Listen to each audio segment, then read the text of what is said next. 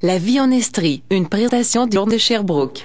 Plus elles sont usées, plus on les aime. Elles peuvent être petites, moyennes ou encore très très grandes, mais une chose est certaine, elles sont toujours remplies d'histoire.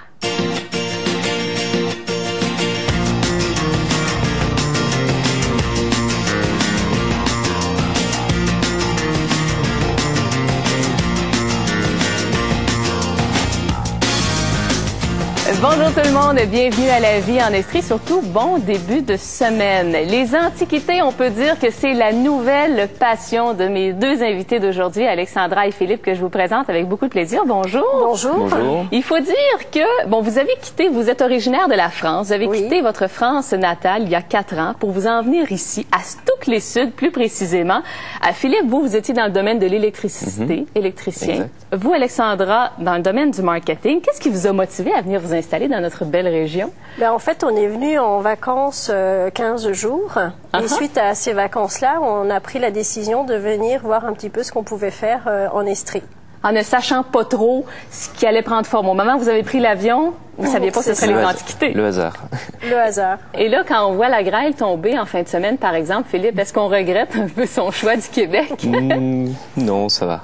Ça va? On s'adapte. On s'adapte. Il faut dire qu'on va parler beaucoup d'antiquités aujourd'hui parce que, comme je le disais, c'est votre nouvelle passion. Mais avant de plonger dans le vif du sujet, je veux qu'on s'amuse un peu. Je vous explique à la maison. C'est que la semaine dernière, je suis allée rencontrer Philippe et Alexandra directement au Faubourg des Antiquaires. C'est l'endroit qu'on vous présente aujourd'hui. C'est leur propriété.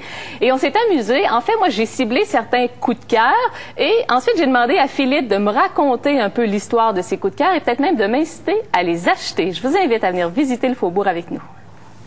Bon, alors Philippe, moi je craque pour cette armoire. C'est mon premier coup de cœur. C'est une armoire qui était destinée à quoi, ça, à l'origine? Alors ça, c'est une armoire à tarte. À tarte? À tarte, qui viendrait du Nouveau-Brunswick. Et donc, elle aurait été trouvée dans un magasin général pour exposer en fait les tartes et puis le garde-manger en fait. Donc quand les tartes sortaient du four, on les plaçait sur les tablettes là. On les exposait à l'intérieur et puis les clients, on les voyait donc. Et les moustiquaires, j'imagine, c'était une forme de protection. Pour les insectes, bien sûr. Pour les insectes. Ah, on peut l'ouvrir, voir à l'intérieur? Oui, bien sûr. À quoi ça peut servir, là, quelqu'un? Parce que bon, ça m'étonnerait que quelqu'un en 2009 l'achète pour mettre ses tartes. Non, c'est sûr. Par contre, ça peut être un très beau meuble pour une chambre, pour ranger des habits. Okay. Oui, dans un hall d'entrée aussi. Dans une cuisine aussi. Même pour mettre des souliers. Oui, aussi, tout à fait. On pourrait mettre ça. Donc ça, c'est une très belle pièce parce qu'elle est toute en pain et puis elle date de 1875 à peu près. Est-ce que vous avez, par les temps qui courent, besoin d'une balance à cochon? Hein? On ne sait jamais, tu sais, en fin de semaine, peut-être que vous allez avoir envie de peser votre cochon. Eh bien, sachez qu'il y en a une ici, Philippe, une balance à cochon. Je ne savais même pas que ça existait. En fait, c'était pour peser donc les cochons. Et donc, tout le plateau servait de balance, avec tout le système ici. Avec sa protection pour le refermer, pour le protéger. On imagine qu'il a été bien nettoyé depuis. Oui, bien sûr. Ça doit être quelque chose de très sale. Le dessus était en chêne, pour être résistant. Et actuellement, on a des clients qui peuvent l'acheter pour aussi faire des tables à café, très belles tables à café. Ah, c'est vrai, c'est une façon originale de l'utiliser. Voilà. Ouais. Là, on est dans les années à peu près 1910-1920. Philippe, je vous disais que j'aimais beaucoup cette table, mais pourtant, là, vous m'apprenez que c'est pas une table, non, en fait. Non, pas du tout, Mireille. En fait, c'est une huche à pain. Une huche.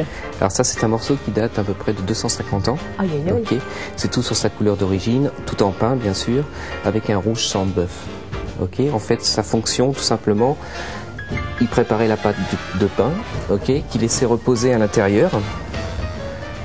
Pour la nuit, et donc le lendemain il cuisait le pain et il le stockait aussi ici à l'intérieur.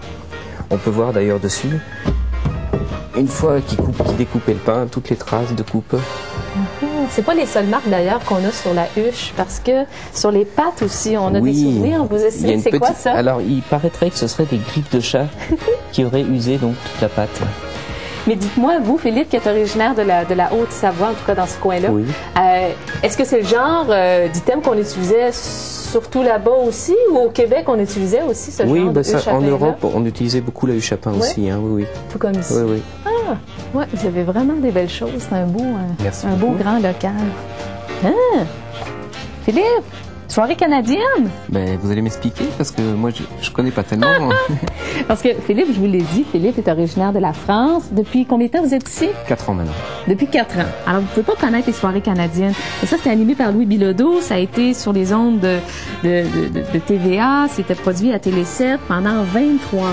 Waouh. Vous imaginez? Ouais. Alors là, vous vendez ça combien? Alors, il doit y avoir un petit prix derrière. Je pense que c'est dans les 5 pièces, je pense. Parce qu'ils sont tous au même prix. 5 $? Oui. Oh, vous pourriez demander ça. Ça vaut cher? Mais non, mais on est bien placé au niveau prix, justement. Ah ah! Bon point. Ça, c'est l'art de finir sur un véritable coup de cœur. Elle est superbe, cette armoire-là. Alors ça, c'est vraiment une très très belle pièce. Hein. Toute sa couleur d'origine, on peut voir encore plusieurs couches, du blanc, du vert très pâle. Ok. Elle a 4 panneaux soulevés. Et sa provenance, ce serait le bas du fleuve.